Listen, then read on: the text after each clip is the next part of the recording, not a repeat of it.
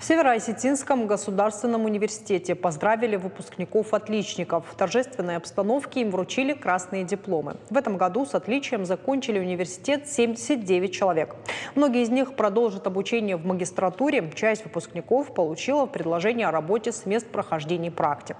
Церемонию вручения открыл президент СУГУ Ахурбек Магометов. Он пожелал выпускникам успехов и достижения профессиональных целей. К сожалению, пандемия внесла свои коррективы в жизнь нашего университета. С одной стороны, это была проверка на то, как мы можем оперативно меняться в условиях пандемии и вызовов с переходом на дистанционное и онлайн обучение.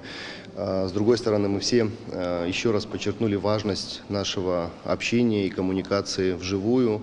Поэтому думаю, что выпускники этого года, они прошли достаточно серьезные испытания в своей студенческой жизни и будут это ценить и нести в течение всей своей жизни. Учеба мне очень нравилась, было много памятных и радостных моментов, но все закончилось слишком быстро. Здесь очень все красиво, много хороших ребят пришли на награждение и, думаю, они заслуженно получили свои красные дипломы.